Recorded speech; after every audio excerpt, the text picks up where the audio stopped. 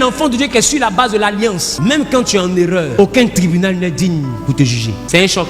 J'ai dit la dernière fois que les Philistins épiaient, ils espionnaient Samson parce que simplement ils décidaient de le tuer. Mais la Bible dit comme l'Esprit de Dieu descendait sur lui, ils ne pouvaient pas. Donc ils ont attendu que cet homme aille chez une prostituée. Et comme ils savent que Dieu ne supporte pas le péché, ils attendaient qu'après la prostituée, que Dieu quitte Samson. Mais la Bible dit qu'il a dormi chez la prostituée. Ça veut dire que Samson n'a pas bu un café, Samson n'a pas bu 2 cafés, mais Samson a bu café toute la nuit. La Bible dit il a tellement bu le café que la caféine a failli lui créer des problèmes. Et Samson a même dormi là-bas. Quand le matin s'est levé, Samson est sorti de chez la prostituée. Les gens disent oh enfin il a commis le péché, on va l'attraper. Samson dit attendez, avant de m'attraper, laissez-moi vous montrer une chose. La Bible dit il a arraché le portail de la ville, il a déraciné le poteau de la muraille et il a mis ça sur son épaule. Il est monté sur une montagne avec poteau de muraille, pas poteau de petite clôture, pour leur dire peu importe ma manière de vivre, mais mon onction n'est pas dans ma vie, c'est mon salut qui est dans ma vie. Si je meurs dans le péché, je vais en enfer,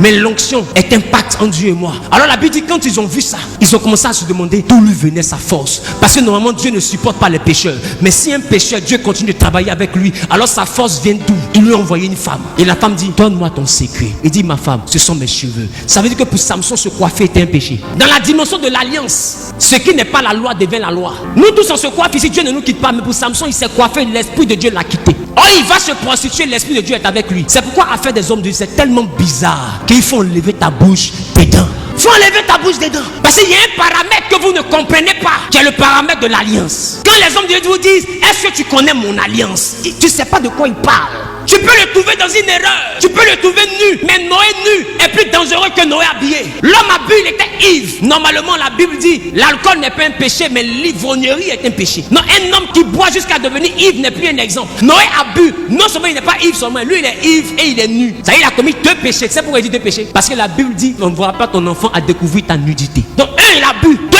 il envoie ses enfants à voir sa nudité. L'enfant voit, il est déçu de son père, parce que papa, ce grand prédicateur, celui-là qui a annoncé le déluge, celui-là qui a prêché la repentance, comme il peut se retrouver à boire jusqu'à devenir nu? Il me fait honte. Et la Bible dit que c'est ce que Cham disait. Et ses autres frères ont pris un drap pour venir fermer la nudité du père. Quand Noé s'est levé, un homme qui fait honte comme ça à Dieu, il regarde Cham et puis il dit Canaan sera maudit à cause de toi. Mais regardez bien, Canaan a été effectivement maudit. Est-ce que vous savez que le pays de Canaan est le pays où habitaient les descendants de Canaan que Noé a maudit? Et il a dit que Canaan sera l'esclave de ses frères. Et Japheth allait vivre dans les tentes de Sem. Et Sem est l'ascendant d'Abraham. Et Dieu dit à Abraham je te donnerai un pays en possession. Et bizarrement ce pays là s'appelle Canaan. Mais qui a donné Canaan à Sem? C'est la malédiction de Noé, un homme qui faisait honte par son ivresse. Il faut faire attention au oint de l'Éternel. C'est la raison pour laquelle j'ai dit aux enfants de Dieu tes problèmes te suffisent. Laisse ceux que Dieu a appelés comparaître devant le tribunal de celui qui les a appelés.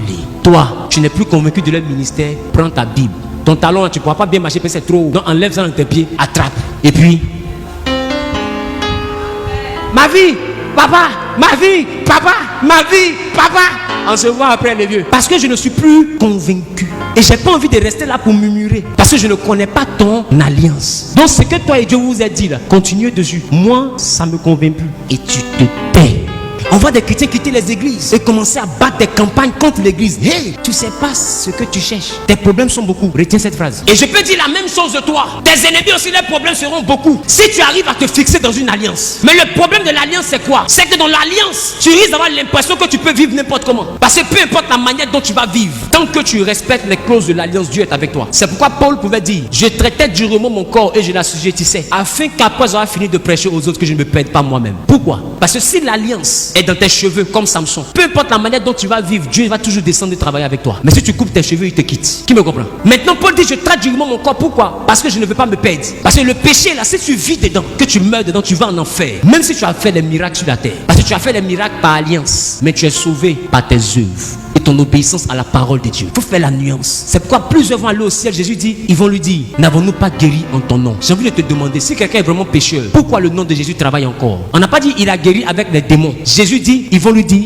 on a guéri avec ton nom. On a chassé les démons avec ton nom. C'est-à-dire que si ton nom a pu travailler dans notre vie, c'est parce que tu as voulu que ça travaille. Mais maintenant Jésus dit, je ne vous ai point connu. Comment quelqu'un qui a travaillé avec ton nom, tu ne le connais pas? Ça veut dire que quelque part, le nom a travaillé à cause de l'alliance. Mais Jésus ne te connaît connaît pas à cause de ta vie. Parce que dans l'alliance, il devait t'utiliser. Il t'a utilisé. Mais dans ta vie, il doit te rejeter. Parce que ta vie n'est pas conforme à ce que lui l'a enseigné. Donc il ne te connaît pas à cause de ta vie, mais il t'a utilisé à cause de l'alliance. L'alliance, c'est un paramètre très fort de la vie chrétienne.